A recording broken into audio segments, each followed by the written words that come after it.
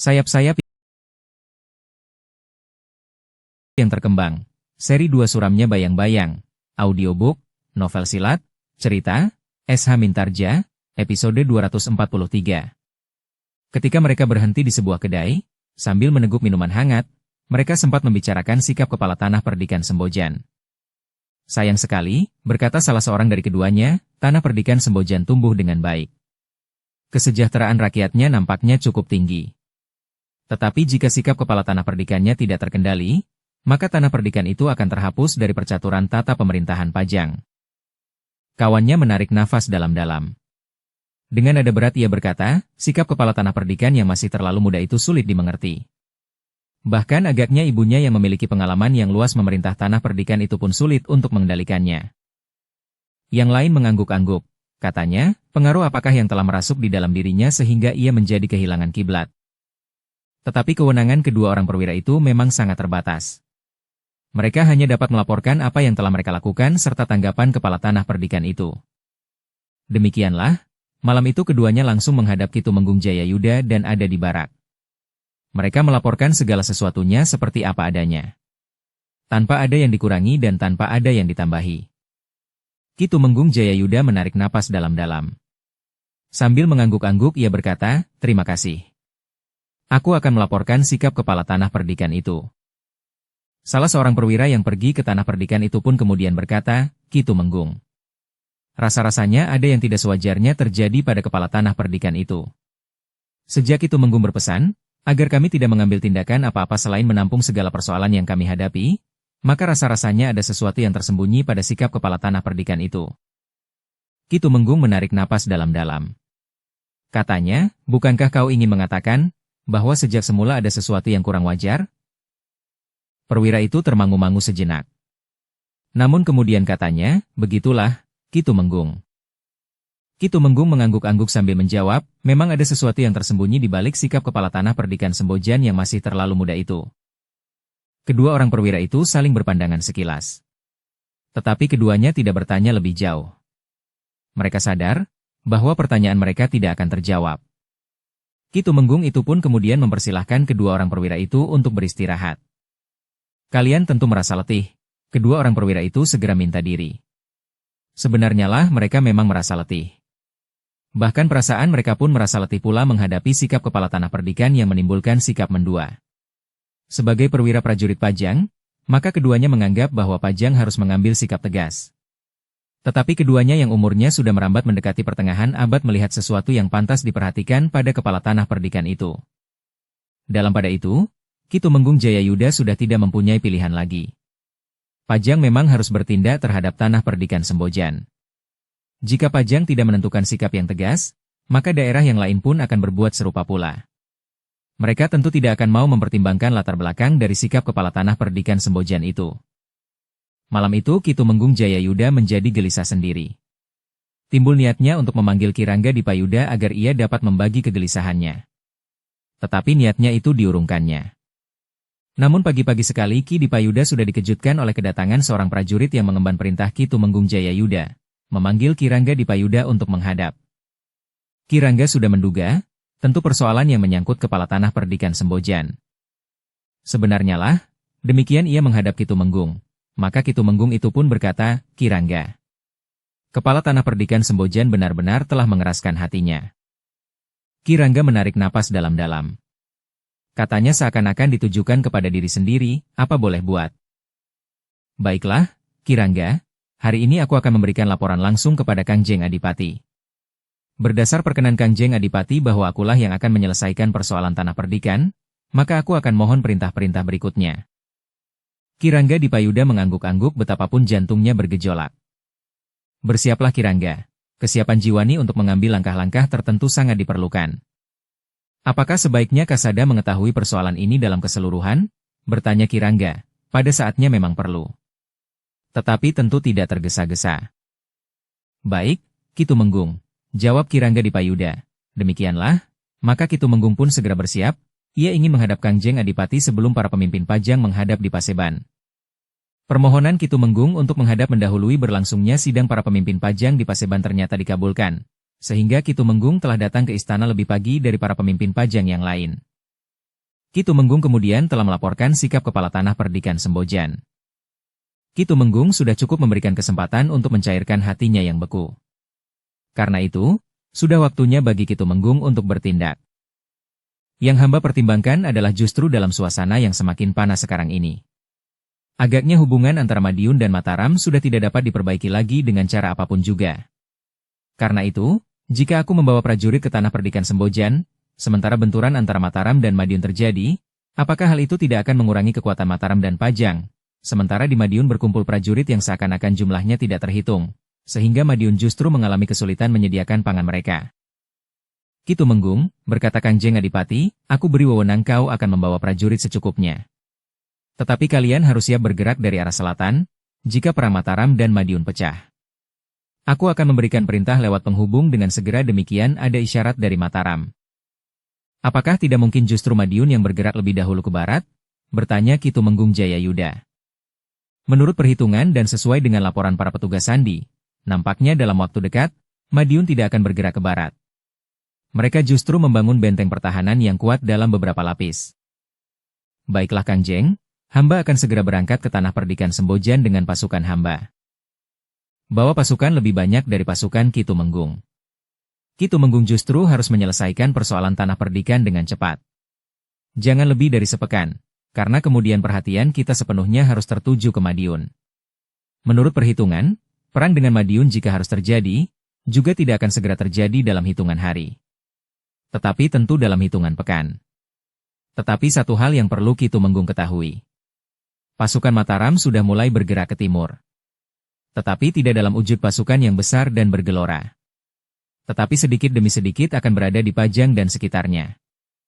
Ki Tumenggung Jayayuda mengangguk-angguk, ia sadar bahwa ia akan memikul beban tugas yang berat. Bukan saja dalam wujud kewadagan. Tetapi justru karena Ki Tumenggung mengetahui latar belakang sikap kepala tanah Perdikan Sembojan yang masih muda itu. Ki Tumenggung, berkata Kanjeng Adipati pula, kau akan mendapat surat perintah untuk melaksanakan tugas ini serta wewenang yang luas untuk mempergunakan kekuatan prajurit Pajang. Tetapi sekali lagi aku minta Ki Tumenggung menyelesaikan tugas ini dalam sepekan, tidak terhitung perjalanan. Jika tanah Perdikan itu benar-benar mengadakan perlawanan dan harus terjadi pertempuran, segala sesuatunya terserah kepada Ki Tumenggung yang akan dapat mengambil keputusan sesuai dengan keadaan medan. Tetapi jika terjadi perlawanan bersenjata, maka kita akan dapat mempertimbangkan keberadaan tanah Perdikan Sembojan untuk selanjutnya, karena dengan demikian Sembojan telah memberontak justru pada saat yang sangat gawat menghadapi kekuatan Madiun. Namun ada satu hal yang sampai sekarang masih belum aku lakukan tentang persoalan tanah Perdikan Sembojan. Aku sama sekali tidak memberikan laporan kepada Panembahan Senapati. Jika petugas Sandi Mataram mempersoalkan keberangkatan pasukan Ki Tumenggung ke tanah Perdikan, dan menyampaikan laporan ke Mataram, aku tentu akan mendapat pertanyaan tentang hal itu. Baru aku akan mempergunakan kesempatan itu untuk memberikan laporan. Jika Mataram tidak menanyakan gerakan pasukan ini, maka aku akan tetap berdiam diri. Aku berharap bahwa kita di sini dapat menyelesaikan persoalan ini tanpa menggetarkan wibawa Mataram. Baiklah Kanjeng, hamba akan melakukan tugas ini dengan baik. Lakukan tugas Ki Tumenggung tanpa memberikan kesan dan apalagi keresahan di Pajang. Biarlah orang-orang Pajang tidak mengetahui apa yang sebenarnya telah terjadi. Hamba Kanjeng, meskipun hamba tahu, tugas ini sangat berat, tetapi hamba akan melakukannya dengan baik. Hamba mohon waktu untuk mempersiapkan sebuah pasukan yang cukup kuat, karena hamba tahu bahwa tanah Perdikan Sembojan adalah tanah perdikan yang sudah ditempa oleh pengalaman yang keras, sehingga para pengawalnya memiliki kemampuan prajurit yang terlatih. Aku beri wewenang kepada Ki Tumenggung untuk menentukan seberapa besar pasukan yang akan Ki Tumenggung bawa ke tanah Perdikan Sembojan serta tindakan apapun yang akan Ki Tumenggung lakukan atas tanah perdikan itu. Hamba Kanjeng, hamba mohon restu. Mudah-mudahan hamba tidak merasa perlu untuk menghapuskan tanah Perdikan Sembojan dari percaturan pemerintahan di Pajang dalam kesatuan Mataram yang bulat. Demikianlah, pembicaraan tentang tanah perdikan itu justru telah terjadi sebelum sidang di Paseban. Dengan demikian, maka persoalan tanah Perdikan Sembojan tidak terlalu banyak dicampuri oleh para senapati dan pemimpin pemerintahan di Pajang.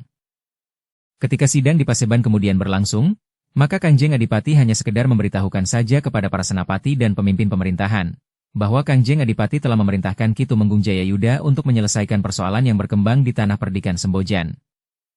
Beberapa orang senapati justru masih belum tahu apa yang terjadi di tanah Perdikan Sembojan. Tetapi ada di antara mereka yang sudah mendengar, Tetapi belum jelas apakah yang sebenarnya terjadi di tanah perdikan itu. Namun sebagian besar dari mereka tidak banyak menaruh perhatian terhadap persoalan tanah perdikan Sembojan.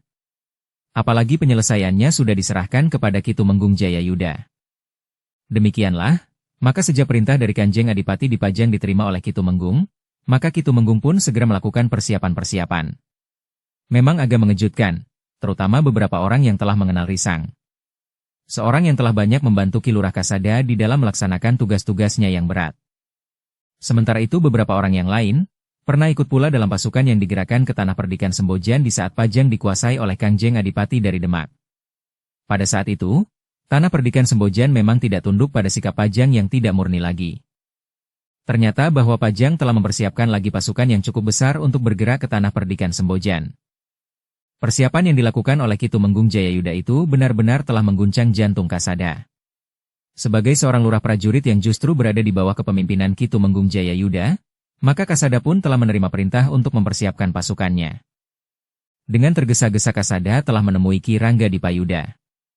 Betapa perasaannya tergetar oleh kenyataan yang dihadapinya. Segala usaha telah dilakukan untuk meredakan gejolak perasaannya, tetapi sia-sia, berkata Ki Rangga di Payuda. Tetapi bukankah aku ikut bersalah dalam hal ini Ki Rangga? Bertanya Kasada. Dengan demikian, kau juga akan mengatakan bahwa aku pun bersalah dalam hal ini? Tidak, Ki Rangga, karena itu jangan salahkan diri sendiri. Kita adalah prajurit, kita harus menjalankan tugas kita sebaik-baiknya. Kasada menundukkan kepalanya. Tetapi sulit baginya untuk menerima kenyataan itu, bahwa Pajang harus mempersiapkan prajurit segelar sepapan untuk menyerang tanah perdikan Sembojan.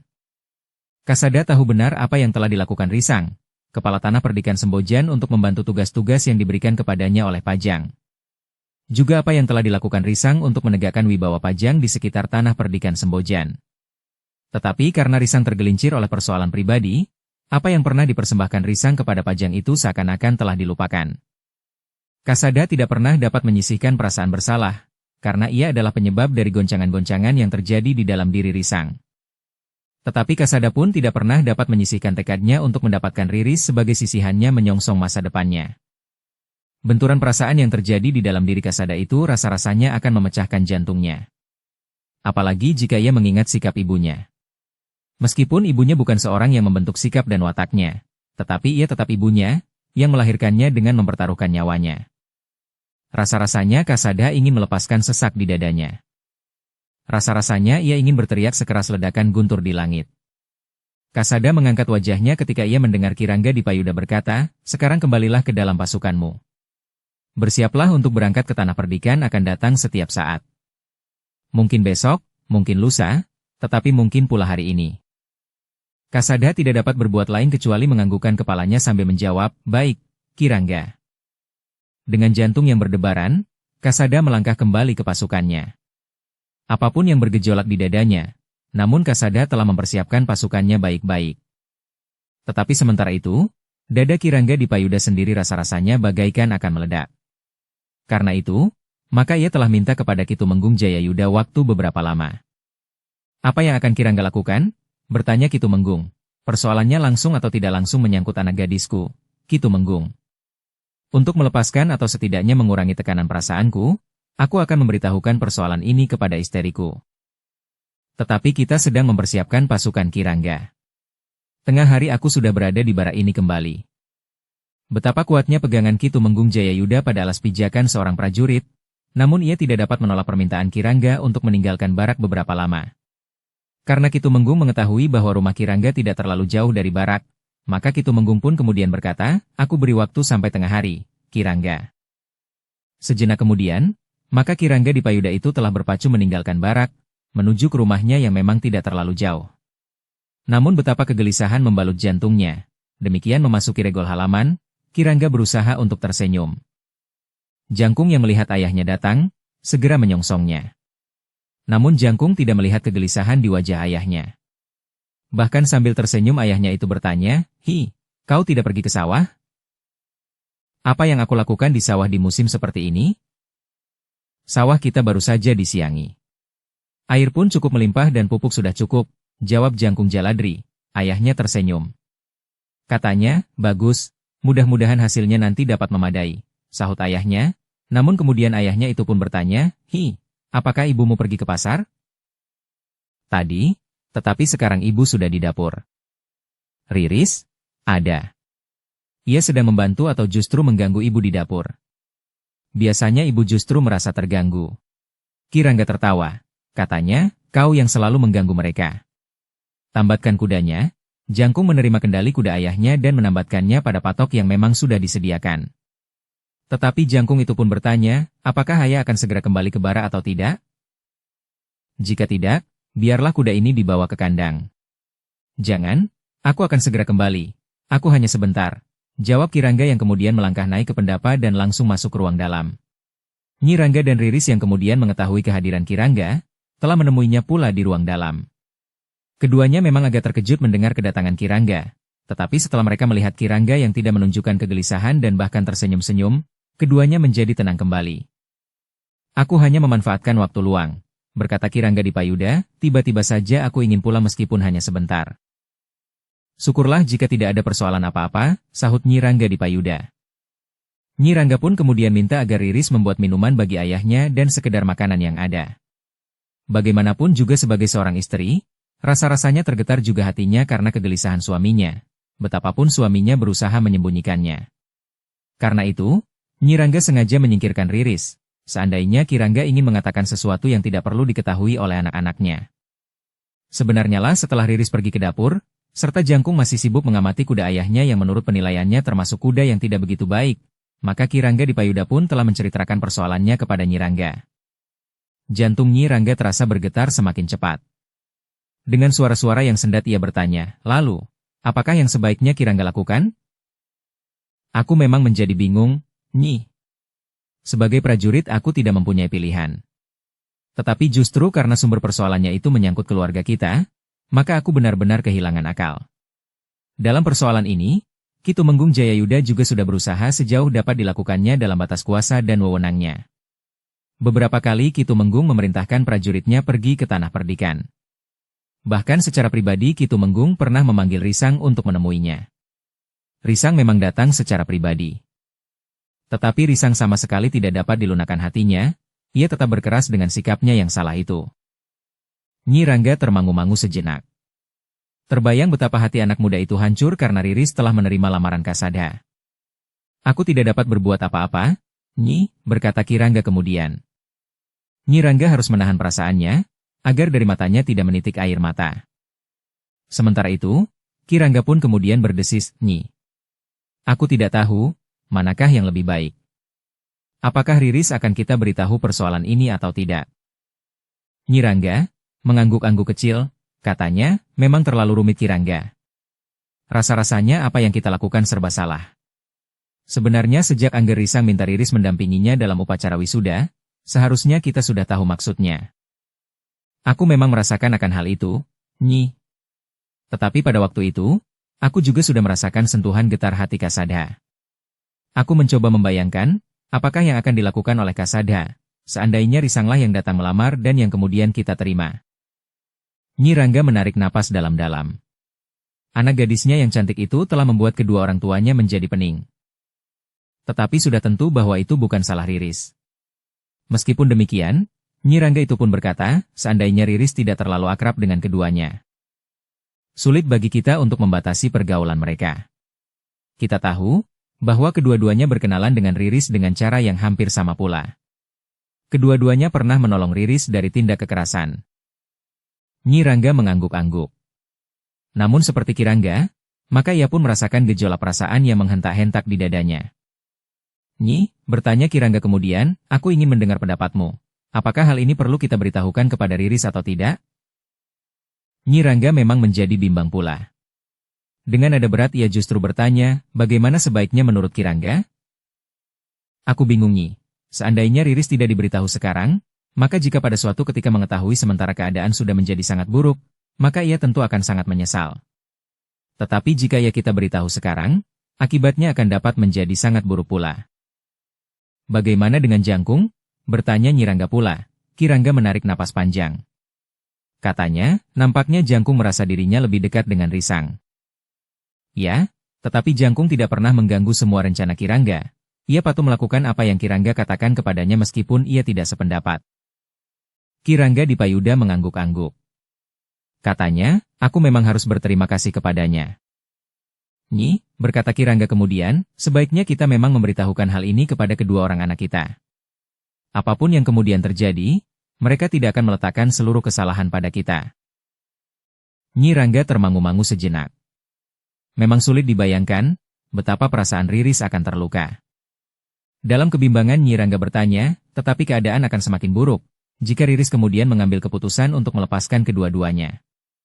Risang sudah terlanjur terluka dan Kasada akan terluka pula. Ki Rangga mengerti pendapat istrinya. Dengan kerut di dahinya yang semakin dalam ia berkata, jika perang terjadi dengan membawa banyak korban yang baru diketahui Riris kemudian, apakah ia tidak merasa sangat berdosa?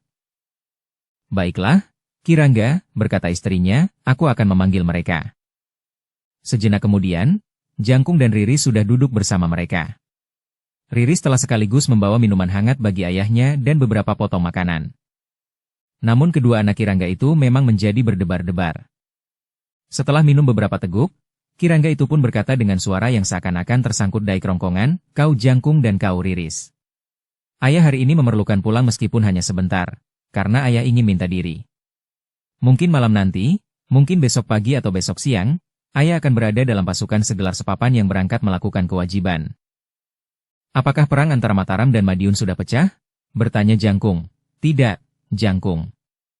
Pasukan yang akan dipimpin oleh Ki Jayayuda sendiri tidak akan menuju ke Madiun. Untuk pergi ke Madiun kita memerlukan pasukan yang beberapa puluh kali lebih kuat. Jadi ayah akan bertugas kemana?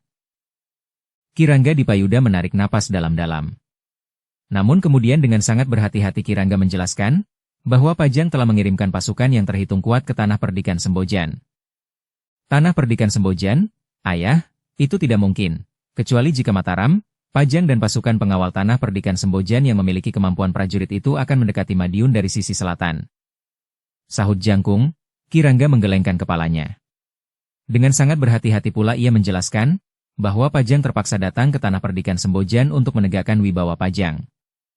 Bagaimana mungkin hal seperti itu terjadi? Aku kenal kepala Tanah Perdikan Sembojan dengan baik. Ia telah banyak sekali berjasa terhadap Pajang. Jasa seseorang tidak dapat dipergunakan sebagai perisai untuk melakukan pelanggaran paugeran. Jadi, apa yang sebenarnya terjadi? Desak Jangkung. Ki Rangga menarik nafas panjang, ia memang tidak ingin menyembunyikan persoalan yang sedang dihadapi oleh keluarga Ki Rangga itu, sehubungan dengan keretakan hubungan antara Pajang dan Tanah Perdikan Sembojan. Kedua anak Ki Rangga itu mendengarkan keterangan Ki Rangga itu dengan sungguh-sungguh. Ketegangan di jantung Riris pun menjadi semakin meningkat sehingga akhirnya dadanya menjadi sesak. Yang terdengar dari sela-sela bibirnya adalah desis perlahan, Ibu. Riris, Nyi Rangga menjadi sangat cemas melihat Riris yang menjadi sangat pucat. Keringatnya bagaikan terperas dari tubuhnya. Sedangkan jantungnya berdetak semakin cepat. Nyi Rangga pun kemudian telah memeluk Riris sambil berdesis, minumlah Riris. Riris masih tetap sadar. Ketika Nyi Rangga melekatkan mangkuk di bibirnya, maka Riris pun telah minum beberapa teguk. Baru kemudian, Riris itu menangis. Riris, berkata Ki Rangga, aku memang ingin berterus terang kepadamu, supaya kau dapat langsung mendengar persoalannya dari bibirku sendiri. Dengan demikian, maka tidak akan bertambah dan berkurang dari persoalan yang sebenarnya. Kenapa hal itu harus terjadi, Ayah? Bertanya Riris, apakah dengan demikian aku harus menanggung dosanya? Riris, kalau aku berterus terang kepadamu tentang hal ini, karena aku menjadi cemas jika kau pada suatu saat mengetahuinya dan kau akan menyalahkan dirimu sendiri, sahut ayahnya. Selanjutnya katanya, karena itu, maka biarlah aku katakan kepadamu sekarang, bahwa kau, aku dan Kasada tidak perlu merasa bersalah. Ki Tumenggung juga tidak bersalah. Kami telah memberi banyak kesempatan kepada Risang untuk mengendapkan perasaannya. Tetapi hatinya menjadi sekeras batu. Mungkin ia merasa bahwa ia sudah banyak berjasa kepada Pajang, sehingga ia dapat berbuat apa saja menurut keinginannya sendiri. Tetapi tiba-tiba Jangkung memotong, tidak ayah. Aku kenal Risang dengan baik. Ia bukan jenis seorang yang berbangga atas jasa-jasa yang telah diberikan. Dengan ikhlas ia berbuat sesuatu bagi Pajang. Tetapi yang terjadi, justru karena hatinya benar-benar terguncang. Tetapi bukan maksudku untuk membenarkan sikapnya menentang Pajang. Jadi, bagaimana menurut pendapatmu? Aku tidak berpendapat apa-apa. Aku hanya ingin meluruskan anggapan tentang dirinya. Tetapi bahwa ia dianggap bersalah kepada Pajang, aku sama sekali tidak dapat mencampurinya. Ki Rangga menarik napas dalam-dalam. Dipandanginya Riris yang gemetar. Dengan nada lembut, Ki Rangga berkata, "Riris, tenangkan hatimu, kau sudah menentukan langkah menyongsong hari depanmu. Kau tidak perlu ragu-ragu." Riris tidak menjawab. Tetapi dari pelupuknya masih mengalir air matanya. "Sudahlah Riris, seperti kata ayahmu, jangan menyalahkan dirimu sendiri. Ayahmu juga tidak menyalahkanmu dan tidak menyalahkan dirinya sendiri pula. Demikian pula Kasada dan Ki Tumenggung Jayayuda. Biarlah paugeran berjalan menurut yang seharusnya, jika paugeran tidak ditegakkan, maka tidak akan ada ketenangan dan kepastian tatanan." Riris masih tetap berdiam diri. Tetapi keringatnya mengalir semakin banyak. Ibunya menjadi cemas, katanya, "Marilah Riris, berbaringlah di bilikmu." Tetapi Riris menggelengkan kepalanya. Ki Rangga Dipayuda menarik napas panjang. Kemudian katanya, "Waktuku hanya sedikit. Aku minta semuanya menanggapi persoalan ini dengan sikap dewasa, jangan kekanak-kanakan seperti Risang." Jangkung mengerutkan dahinya. Hampir saja mulutnya menjawab, karena ia tidak sependapat dengan ayahnya. Tetapi niatnya diurungkannya, karena pembicaraan mengenai pribadi Risang atau Kasada akan dapat membuat perasaan Riris semakin terguncang-guncang. Ki Rangga tidak sempat menunggu dipersiapkannya makan siang, karena ia harus segera berada di tamaknya kembali. Ki Rangga hanya sempat minum dan makan beberapa potong makanan. Kemudian Ki Rangga itu pun telah minta diri, "Aku akan kembali ke barak.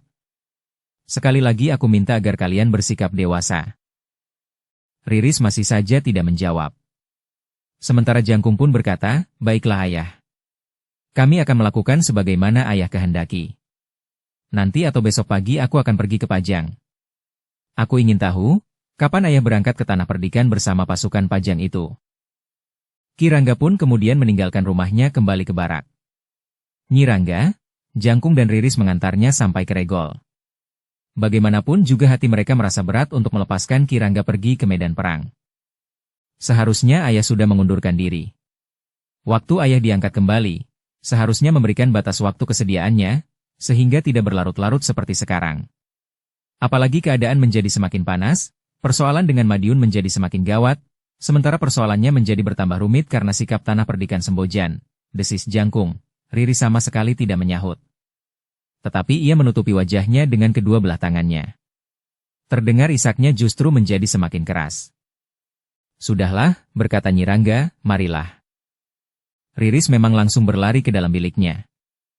Dijatuhkannya dirinya di pembaringan. Sambil menelungkup Riris menangis. "Sudahlah Riris," ibunya duduk di bibir pembaringan, "sudah aku katakan. Sebagaimana ayah katakan, kita harus menanggapi persoalan ini dengan sikap dewasa. Kita jangan menyalahkan diri sendiri. Kita harus yakin, bahwa apa yang kita lakukan adalah hak kita yang sah. Jika kau memang mencintai Kasada, adalah hakmu untuk menerimanya sebagai suamimu. Orang lain tidak dapat ikut campur, meskipun orang itu pernah berjasa di dalam perjalanan hidupmu." Riris masih menangis, isaknya telah mengguncang-guncang tubuhnya yang menelungkup itu. "Tidurlah," berkata ibunya, "kau akan menjadi tenang." Riris masih tetap berdiam diri. Tetapi tangisnya mulai mereda. Sekali-sekali diusapnya matanya yang basah. Ketika Riris menjadi semakin tenang, maka Nyi Rangga pun telah meninggalkannya di dalam pembaringannya. Di ruang dalam, Jangkung masih duduk merenungi persoalan yang sedang dihadapi oleh keluarganya. Ibunya yang kemudian duduk di sebelahnya berdesis. "Aku dan ayahmu memang sudah merasa ragu, apakah kami harus mengatakannya kepada Riris atau tidak. Tetapi ayah dan ibu sudah benar. Riris memang harus mengetahui persoalan yang menyangkut dirinya, agar ia tidak menyalahkan siapapun, termasuk dirinya sendiri kelak. Persoalan seperti ini memang sebaiknya diketahuinya sebelumnya. Semakin cepat semakin baik, tetapi nampaknya Riris menyesali dirinya." "Memang dapat dimengerti, Ibu," jawab Jangkung. Riris merasa, karena pilihannya itu, maka telah terjadi perang yang akan membawa korban jiwa. Ia seakan-akan harus memikul tanggung jawab atas kematian banyak orang di medan pertempuran itu. Itu akan menjadi beban sepanjang hidupnya, Jangkung. Tetapi ayah dan ibu dapat mengatakan kepadanya, selalu setiap ada kesempatan, bahwa tanggung jawab terbesar ada di pundak Risang. Ia tidak seharusnya mengorbankan banyak orang karena dirinya menjadi kecewa. Meskipun sampai saat ini, jika aku diwenangkan memilih, aku tetap memilih Risang. Namun aku sadar bahwa ia tidak boleh larut dari gejolak perasaannya. Akibatnya sangat mengerikan, Jangkung. Pasukan Pajang tentu akan memperlakukan tanah perdikan Sembojan dengan keras dan kasar, karena tanah perdikan Sembojan dianggap telah memberontak. Sebagai istri seorang prajurit, aku sering mendengar ayahmu bercerita tentang tugas-tugas keprajuritannya. Bagaimana mereka memperlakukan orang yang telah memberontak. Bahkan mungkin sekali hukuman yang diberikan adalah hukuman gantung atau hukuman pancung. Jika hal ini diterapkan atas Risang, apakah ayahmu akan sampai hati menyaksikannya? Tidak, Ibu. Pajang tidak akan membabi buta. Semua jasa yang pernah dipersembahkan Risang kepada Pajang, serta alasan pemberontakannya, akan dipertimbangkan di saat keputusan hukuman dijatuhkan. Tetapi belum tentu seseorang sempat dihadapkan kepada paugeran yang murni. Ayahmu sering bercerita bahwa para prajurit yang letih dan marah, kadang-kadang tidak memberi kesempatan seseorang dihadapkan kepada paugeran. Hukuman telah dijalani sebelum ia dihadapkan kepada yang berwenang. Sedangkan hukuman yang harus dijalani itu adalah hukuman sesuai dengan keadaan medan yang basah oleh darah. Jangkung menarik napas dalam-dalam. Di luar sadarnya ia berdesis, kasihan Risang. Ia satu-satunya orang yang berhak atas kedudukan yang dipegangnya sekarang, ia satu-satunya anak Nyi Wiradana. Sudahlah Jangkung, segala sesuatunya berada di luar jangkauan kemampuan dan kuasa kita. Jangkung mengangguk-angguk, katanya, baiklah Ibu. Tetapi bagaimanapun juga aku ingin mengetahui, kapan ayah berangkat. Untuk apa? Bertanya ibunya, ayah sudah terlalu tua untuk turun ke medan perang. Ibunya menarik napas panjang. Katanya, sudah berapa kali ayahmu pulang dan memberitahukan kepadaku, bahwa ia akan berangkat ke medan perang. Aku tidak pernah membuat pemusatan perhatiannya terpecah antara tugasnya dan keluarganya. Yang selalu aku lakukan adalah berdoa, agar Yang Maha Agung selalu melindunginya siang dan malam. Ibunya berhenti sejenak, lalu katanya, selama ini Yang Maha Agung itu mendengarkan doa ibu. Jangkung mengangguk-angguk, tetapi ia tidak menjawab. Meskipun demikian, menjelang sore, Jangkung telah pergi ke Pajang, ia singgah di rumah seorang kawannya yang juga seorang pedagang kuda. Sambil lalu ia bertanya tentang gerakan pasukan dari barak yang tidak terlalu jauh dari rumah kawannya itu. Bukankah ayahmu ada di dalam barak itu? Bertanya kawannya. Ya. Aku hanya ingin tahu, kapan ayah berangkat bertugas? Sebab ketika tadi ayah pulang, ayah sendiri belum tahu, kapan pasukan Pati mulai bergerak? Ke Madiun? Bertanya kawannya. Tidak, tugas yang lain, sebuah persiapan perang, aku tidak tahu. Ayah tidak pernah mengatakan tugas-tugas yang sedang diembannya. Apalagi bersama sebuah pasukan segelar sepapan. Apakah kau terbiasa mengintip keberangkatan ayahmu ke medan tugasnya? Bertanya kawannya. Tidak. Tetapi kali ini aku ingin melakukannya. Kenapa? Bertanya kawannya. Tidak apa-apa, jawab Jangkung.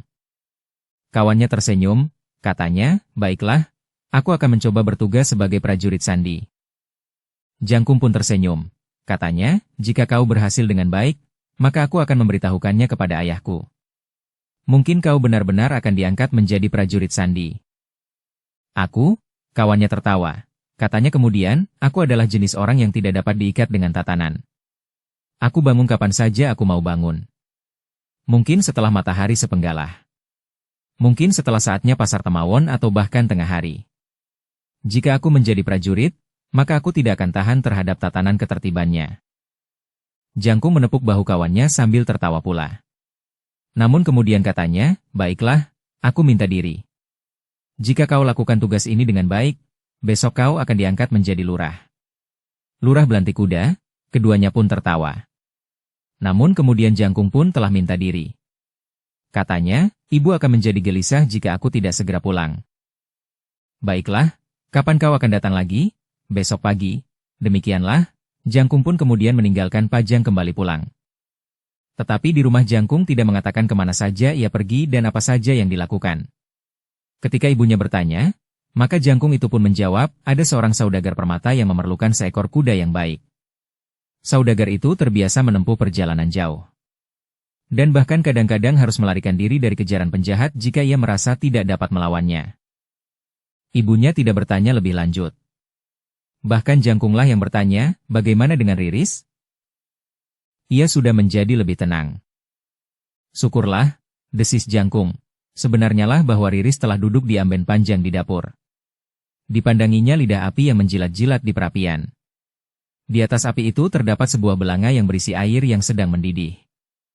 Jangkung tidak mengganggunya seperti biasanya. Ketika ia melihat adiknya merenung, maka ia pun bertanya, "Kau dapat tidur tadi, Riris?" Riris menarik napas panjang. Dipandanginya wajah kakaknya sejenak. Sambil mengangguk kecil ia berdesis, "Ya Kakang." "Di mana ibu?" bertanya Jangkung kemudian. "Di dalam," jawab Riris. "Aku baru saja berbicara dengan ibu di dalam." "Aku kira ibu juga pergi ke dapur." "Ibu tidak kemari," jawab Riris. Jangkung kembali masuk ke dalam mencari ibunya. Ditemuinya ibunya di dalam biliknya sedang melipati pakaian yang baru kering dan diangkat dari jemuran. Jangan biarkan Riris seorang diri ibu. Ia sempat merenung dan mereka-reka persoalan yang barangkali berada di luar jangkauan penalarannya. Ibunya mengangguk, katanya, "Baiklah, biar ia membantu melipat pakaian ini." Nyi Rangga pun kemudian telah memanggil Riris. Demikian Riris mendatanginya, maka Ki Rangga pun berkata, "Duduklah. Daripada kau merenung, bantulah ibu melipat pakaian." Riris pun duduk di sebelah ibunya dan membantunya melipat pakaian. Namun Riris tidak banyak berbicara sebagaimana biasanya. Meskipun tangannya sibuk, tetapi pandangan matanya kadang-kadang menerawang ke jagat angan-angannya. Dalam pada itu, Ki Rangga Dipayuda di baraknya telah bersiap bersama pasukannya. Hampir semua prajurit dari barak itu akan berangkat. Yang tersisa hanyalah sekelompok yang terdiri dari 100 orang yang akan menunggui, mengatur dan memelihara barak itu sebaik-baiknya. Malam itu juga Ki Tumenggung Jayayuda akan membawa pasukannya berangkat ke tanah perdikan Sembojan. Kecuali pasukannya sendiri, Ki Tumenggung akan membawa pasukan cadangan pula yang akan memperkuat pasukannya jika keadaan memaksa. Di samping itu juga pasukan kecil yang akan mengurus perbekalan dan perlengkapan. Menyelenggarakan dapur dan menyiapkan kebutuhan-kebutuhan bagi para prajurit. Ternyata Ki Tumenggung tidak menunggu lebih lama lagi. Demikian malam turun, maka pasukan itu pun mulai bergerak. Di alun-alun telah menunggu pasukan cadangan yang akan berangkat bersama pasukan Ki Jayayuda. Ki Jayayuda sengaja tidak membunyikan isyarat-isyarat keprajuritan. Tidak pula memasang rontek dan kelebet pada tunggul-tunggulnya, meskipun tunggul-tunggul kebesaran tetap dibawa, sebagai lambang tatak dari pasukannya. Meskipun pasukan itu seakan-akan berangkat dengan diam-diam, namun orang-orang Pajang akhirnya mengetahuinya juga, bahwa pasukan segelar sepapan telah meninggalkan gerbang kota menuju ke tanah perdikan Sembojan. Namun tidak semua orang tahu, untuk apa pasukan itu pergi ke tanah perdikan Sembojan. Tidak semua orang tahu bahwa Sembojan telah menentang perintah Kang Jeng Adipati Pajang. Perjalanan pasukan Pajang itu memang tidak secepat perjalanan para prajurit berkuda yang pernah menjadi utusan Ki Tumenggung Jayayuda ke tanah perdikan. Iring-iringan prajurit Pajang itu berjalan sangat lamban. Tetapi hal itu sudah diperhitungkan oleh Ki Tumenggung. Mereka akan berjalan sampai dini hari. Kemudian pasukan itu akan berhenti untuk beristirahat. Di saat fajar menyingsing pasukan itu akan meneruskan perjalanan sehari penuh. Mereka berharap bahwa mereka akan berada di perbatasan tanah perdikan Sembojan menjelang malam. Mereka dapat beristirahat semalam penuh. Meskipun Ki Jayayuda tidak merencanakan untuk segera menyerang di hari berikutnya, namun para prajuritnya harus sempat beristirahat justru seandainya pasukan pengawal tanah perdikan Sembojan menyerang lebih dahulu di pagi hari berikutnya. Tetapi jika pasukan pengawal tanah perdikan tidak menyerang, maka mereka masih mempunyai waktu sehari semalam. Ki Tumenggung masih akan mempergunakan waktu yang sehari semalam itu untuk memberi kesempatan terakhir bagi tanah perdikan Sembojan untuk menghindarkan kemungkinan terjadi perang. Demikianlah, maka pasukan Pajang itu berderap dengan langkah yang gemuruh melintasi jalan-jalan yang berdebu menuju ke tanah perdikan Sembojan. Ki Rangga Dipayuda dan Ki Lurah Kasada ada di dalam pasukan itu. Dengan kepala tunduk dan jantung yang berdebaran, Ki Lurah Kasada berjalan di antara prajurit-prajuritnya. Setiap derap langkah para prajurit itu terasa bagaikan menghentak-hentak di dalam dadanya, mengguncang jantung. Berbagai macam gejolak perasaan memang tengah mengguncang jiwanya. Kasada mulai membayangkan bahwa jika perang terjadi, maka akan banyak sekali korban yang berjatuhan. Kasada tahu benar kemampuan para pengawal tanah perdikan. Kasada pun tahu benar, beberapa orang berilmu tinggi di tanah perdikan tidak akan membiarkan Risang berjuang sendiri. Kasada tahu betapa tinggi ilmu Sambi Wulung, Jati Wulung, Gandar dan apalagi Nyi Wiradana di samping Risang sendiri. Kadang-kadang Kasada juga merasa bersalah dan bertanggung jawab jika berpuluh orang terbaring diam dengan luka yang menganga di tubuhnya. Bahkan seiring timbul, pula penyesalan di dalam hatinya, kenapa ia pernah bertemu dan akhirnya hatinya telah tertambat oleh anak Kirangga di Payuda. Jika pada suatu saat ia duduk bersanding dengan Riris, maka rasa-rasanya tempat duduknya itu beralaskan tubuh-tubuh yang terbujur diam. Terbayang di rongga matanya, darah yang mengalir membasahi suguhan yang dihidangkan. Jika terdengar bunyi gamelan, rasa-rasanya dibarengi dengan dentang senjata beradu, sedangkan tembang yang mengalun akan terdengar seperti suara tangis yang pilu. Kasada menggeretakkan giginya.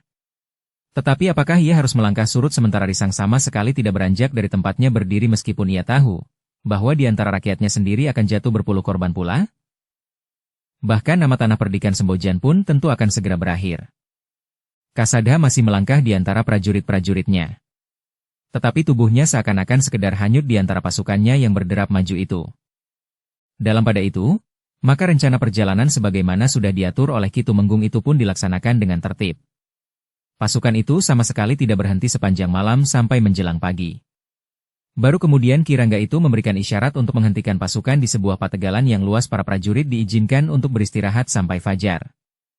Ternyata kelelahan yang mencengkam telah membuat para prajurit itu segera tertidur dimanapun mereka menjatuhkan tubuhnya. Namun dalam pada itu, sekelompok prajurit ternyata tidak sempat beristirahat. Mereka harus segera mempersiapkan peralatan mereka untuk menjerang air dan menanak nasi. Meskipun hanya dengan dendeng ragi, maka para prajurit harus makan sebelum mereka berangkat. Kesempatan beristirahat yang sebentar itu membuat tubuh para prajurit menjadi segar kembali. Apalagi ketika kemudian mereka mendapat bagian makan mereka. Nasi hangat dengan dendeng ragi yang memang sudah disiapkan dan dibawa dari Pajang. Para prajurit itu masih mempunyai waktu sejenak sebelum mereka harus melanjutkan perjalanan, agar perut mereka tidak justru menjadi sakit. Ketika matahari mulai membayang dengan cahayanya yang kuning kemerah-merahan, maka para prajurit itu sudah diperintahkan untuk bersiap. Mereka akan melanjutkan perjalanan mereka di siang hari. Kuda-kuda selain beberapa ekor kuda tunggangan untuk Ki Tumenggung dan terutama para penghubung, telah mendapat beban bekal makan bagi para prajurit di perjalanan. Karena sekelompok prajurit yang bertugas mempersiapkan bekal tidak akan menanak nasi di perjalanan. Perjalanan para prajurit Pajang itu menjadi berat ketika matahari naik semakin tinggi. Panasnya mulai terasa menggatalkan kulit. Keringat mulai mengalir membasahi punggung. Tetapi matahari pun tidak berhenti.